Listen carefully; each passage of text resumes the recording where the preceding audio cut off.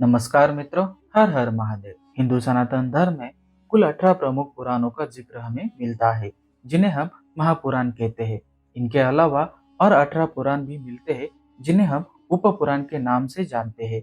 यह पुराण धार्मिक, आध्यात्मिक और सांस्कृतिक धरोहर का अमूल्य खजाना है। इन पुराणों के माध्यम से हमें सृष्टि की उत्पत्ति, देवताओं की कथाएं, धर्म के सिद्धांत और मानव जीवन के उद्देश्य का ज्ञान प्राप्त होता है। हर पुराण अपने आप में एक विशेषता रखता है और हमें जीवन के विभिन्न पहलुओं के बारे में मार्गदर्शन प्रदान करता है। इनमें से एक महत्वपूर्ण पुराण है मार्कंडेय पुराण, जो ऋषि मार्कंडेय द्वारा रचित माना जाता है और अपने अद्वितीय विषय वस्तु और देवी महात्मा के कारण विशेष रूप से प्रसिद्ध है। मार्कंडेय पुराण में ब्रह्मांड की उत्पत्ति, धर्म, आध्यात्म और देवी की महिमा का विस्तार से वर्णन किया गया है। यह पुराण न केवल हमें धार्मिक कर्तव्यों की शिक्षा देता है, बल्कि जीवन के हर चरण में कैसे जीना चाहिए इसके लिए भी दिशा निर्देश प्रदान करता है। आइए इस वीडियो में हम मार्कंडेय पुराण की गहराई में जाकर इसके मुख्य विषयों और इसके महत्व पर विस्तार से चर्चा करते हैं। नमस्कार मित्रों, मैं हूँ आकाश और आप सभी का स्वागत है द सनातनी टेल्स में। मार्कंडेय पुराण के रचयिता महर्षि मार्कंडेय ऋषि है। यह पुराण प्रथम मार्कंडेय ऋषि द्वारा क्रोष्टी को सुनाया गया था, इसलिए यह पुराण को मार्कंडेय पुराण के नाम से जाना जाता है।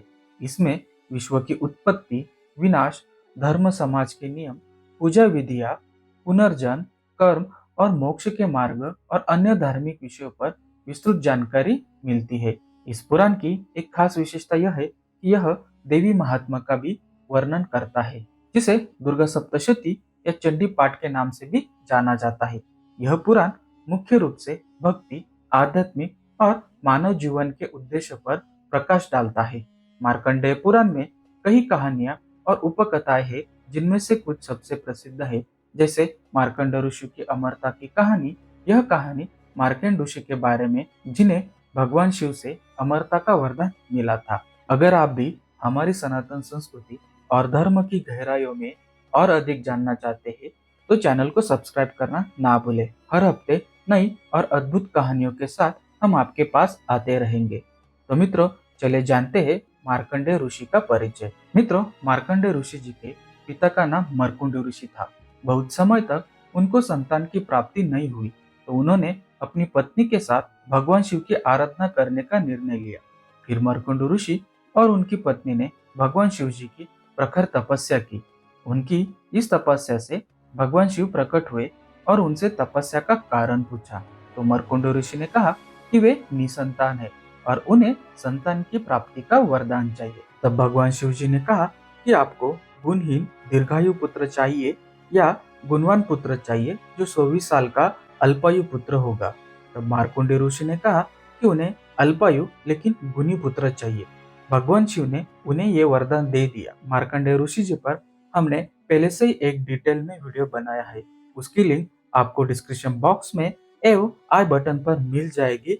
एक बार आप उसे भी देख लेना। तो मित्रों, चलिए जानते हैं मार्कंडेय पुराण का विस्तार। मार्कंडेय पुराण सभी पुराणों में आकार में सबसे छोटा है। इस पुराण में 37 अध्याय और 9000 श्लोक मिलते हैं। 1 से 45वें अध्याय तक के वक्ता महर्षि जैमिनी है। उनको सुनने वाले धर्म पक्षी है। 45वें से 90 अध्याय के वक्ता महर्षि मार्कंडेय ऋषि है। उनको सुनने वाला कृपटुकी है।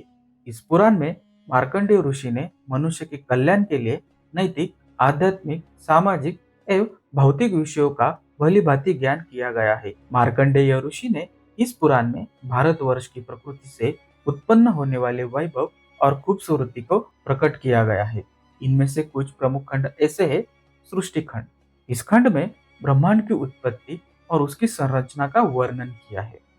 दूसरा है धर्म खंड, इस खंड में धर्म, न्याय और नीति के सिद्धांतों का वर्णन किया है।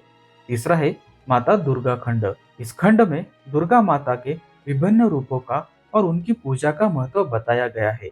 चौथा है राजा हरिश्चंद्र खंड, इस खंड में राजा हरिश्चंद्र की कथा का विस्तार से वर्णन हमें मिलता है। पांचवा है मार्कंडेय खंड, इस खंड में मार्कंडेय ऋषि की कथा और उनकी तपस्या का वर्णन हमें मिलता है। मार्कंडेय ऋषि स्वयं एक महान तपस्वी और दिव्य ऋषि थे, जिन्हें लंबी आयु का वरदान प्राप्त था। उनका जन्म भृगु वंश में हुआ था और वे भगवान शिव के अनन्य भक्त थे। उनकी तपस्या के बल पर उन्हें भगवान शिव से आशीर्वाद प्राप्त हुआ और उन्हें अमरता का वरदान मिला था। मार्कंडेय ऋषि की कथा से यह संदेश मिलता है कि सच्ची भक्ति और तपस्या के बल पर किसी भी संकट को पार किया जा सकता है। तो मित्रों, चलिए जानते हैं मार्कंडेय पुराण का संक्षिप्त परिचय। मार्कंडेय पुराण में धर्म की बात और उपदेश को समझने के लिए धर्म पक्षियों को प्रवचन देने का अधिकार दिया गया है। सबसे पहले इस पुराण में महर्षि जैमिनी का उपदेश महर्षि मार्कंडेय के सामने होता है। इसके बाद धर्म पक्षियों की कथाएं और उनके पूर्व जन्म की कहानियां वर्णित है। इस पुराण में इंद्रदेव को श्राप मिलने की कहानी है। इसके अलावा इसमें बलभद्र जी का तीर्थ यात्रा, द्रौपदी के पांचों पुत्रों की कथा, राजा हरिश्चंद्र की पुण्यमयी कथा, आड़ी और बक पक्षियों के युद्ध, पिता और पुत्र की कथा, दत्तात्रेय जी की कहानी, मदालसा की कहानी, 9 प्रकार की सृष्टि का वर्णन, कल्पांत काल का निर्देश, यक्ष सृष्टि का विवरण, रुद्र की सृष्टि, द्वीपों की यात्रा, मनुओं की पापनाशक कथाएं और दुर्गा जी की अत्याधुनिक पुण्य देने वाली कथा इस पुराण में शामिल है। इस पुराण में सूर्य देव के जन्म की कहानी और तीनों वेदों के ओमकार मंत्र की उत्पत्ति का भी वर्णन हमें मिलता है। मार्कंडेय ऋषि जी का चरित्र और इस पुराण को सुनने के लाभ के बारे में भी विस्तार से बताया गया है। हमें इस पुराण में देवी महात्मा या दुर्गा सप्तशती के बारे में भी पता चलता है। मार्कंडेय पुराण का सबसे महत्वपूर्ण और प्रसिद्ध हिस्सा है देवी महात्मा या दुर्गा सप्तशती, जो देवी दुर्गा की महिमा का वर्णन करता है। यह ग्रंथ 700 श्लोकों में विभाजित है और इसमें माँ दुर्गा के विभिन्न रूपों की आराधना और उनके पराक्रम की कथाएं दी गई है। इस कथा में माँ दुर्गा द्वारा महिषासुर, शुंभ निशुंभ और चंडमुंड जैसे दैत्यों का वध करके संसार में शांति और धर्म की स्थापना करने का वर्णन किया गया है। देवी महात्मा 3 प्रमुख चरित्रों को उभारता है, महाकाली, महालक्ष्मी और महासरस्वती, जो तीनों शक्ति के रूप में मानी जाती है। यह कथाएं न केवल शक्ति की महिमा बताती है, बल्कि यह भी दर्शाती है कि धर्म की स्थापना के लिए किस प्रकार बुराई का अंत करना आवश्यक होता है। मार्कंडेय पुराण का सर्वाधिक महत्वपूर्ण भाग दुर्गा सप्तशती है, जिसमें माँ भगवती के तीनों चरित्रों का वर्णन किया गया है। जिसमें प्रथम चरित्र में सूरत नामक राजा शत्रुओं तथा दुष्ट मंत्रियों के कारण राज्य एवं धन हाथ से निकल जाने पर वन में गया और मेघा ऋषि के आश्रम पर रहने लगा। वहां उसकी भेंट समाधि नामक वैश्य से हुई। इस चरित्र में सूरत एवं समाधि वैश्य का संवाद है। मध्यम चरित्र में महिषासुर वध की अद्भुत कथा का वर्णन हमें मिलता है। उत्तम चरित्र में शुंभ निशुंभ को 2 पराक्रमी दानव, जिन्होंने इंद्रादि देवताओं को युद्ध में हराकर उन्हें स्वर्ग से निकाल दिया और स्वयं त्रिलोकों के अधिपति बन गए। इस चरित्र में माँ भगवती ने ध्रुमलोचन वध, चंडमुंड वध, रक्तबीज वध एवं शुंभ निशुंभ दोनों को मारकर त्रिलोकों को इन असुरों के आक्रांत से बचाकर देवताओं को त्रिलोकी का साम्राज्य वापस दिलाया था। हमें इस पुराण में सृष्टि की उत्पत्ति और मानव जीवन के बारे में पता चलता है। मार्कंडेय पुराण सृष्टि की उत्पत्ति और उसके विनाश का भी वर्णन करता है। इसमें बताया गया है कि सृष्टि का निर्माण कैसे हुआ और जब जब अधर्म बढ़ता है तब तब उसका नाश भी होता है। मानव जीवन का उद्देश्य धर्म का पालन करना, कर्म करना और अंततः मोक्ष को प्राप्त करना है। इस पुराण के अनुसार जीवन के 4 पुरुषार्थ धर्म, अर्थ, काम और मोक्ष है। जीवन के 4 पुरुषार्थों में मोक्ष सर्वोच्च है, जिसे प्राप्त करने के लिए मनुष्य को तपस्या, साधना और भगवान की भक्ति करनी चाहिए। हमें इस पुराण में युगों के वर्णन के बारे में भी पता चलता है। मार्कंडेय पुराण में 4 युगों का वर्णन भी मिलता है, सत्ययुग, त्रेता युग, द्वापर युग और कलयुग। यह युग धर्म और अधर्म के आधार पर विभाजित किए गए हैं। सत्ययुग में धर्म की प्रधानता होती है, जबकि कलयुग में अधर्म और पाप का विस्तार होता है। इस पुराण में यह भी कहा गया है कि कलयुग में भी भक्ति और साधना के माध्यम से मोक्ष प्राप्त किया जा सकता है। बेशक व्यक्ति अपने कर्मों को शुद्ध रखे और भगवान में विश्वास बनाए रखे। हमें इस पुराण में नैतिक और धार्मिक शिक्षा के बारे में भी पता चलता है। मार्कंडेय पुराण में कई नैतिक और धार्मिक शिक्षा दी गई है। इसमें यह बताया गया है कि व्यक्ति को अपने जीवन में सत्य, अहिंसा, दया और परोपकार का पालन करना चाहिए। यह पुराण राजा के कर्तव्य और प्रजा के अधिकारों की भी व्याख्या करता है। राजा का मुख्य कर्तव्य है कि वह धर्म के अनुसार शासन करे और अपनी प्रजा की भलाई के लिए कार्य करे। वही प्रजा का धर्म है कि वह अपने राजा का आदर करे और समाज में शांति और सद्भाव बनाए रखे। हमें इस पुराण में स्त्रियों का महत्व और उनके अधिकार के बारे में भी पता चलता है। इस पुराण में स्त्रियों का महत्व और उनके अधिकारों का भी उल्लेख मिलता है। देवी महात्मा में माँ दुर्गा को शक्ति का रूप माना गया है, जो दर्शाता है कि स्त्रियों में अपार शक्ति और सामर्थ्य होता है। यह पुराण बताता है कि समाज में स्त्रियों का स्थान उच्च होना चाहिए, उन्हें सम्मान देना आवश्यक है। साथ ही यह भी कहा गया है कि स्त्रियों की शक्तियों को कम नहीं आंका जाना चाहिए, क्योंकि वे धर्म की रक्षा और समाज की उन्नति के लिए अत्यंत महत्वपूर्ण होती है। हमें इस पुराण में ध्यान, योग और साधना के बारे में भी पता चलता है। मार्कंडेय पुराण में ध्यान, योग और साधना का भी विशेष महत्व बताया गया है। यह पुराण कहता है कि मानव जीवन में ध्यान और साधना के माध्यम से आत्मा की शुद्धि और ईश्वर की प्राप्ति संभव है।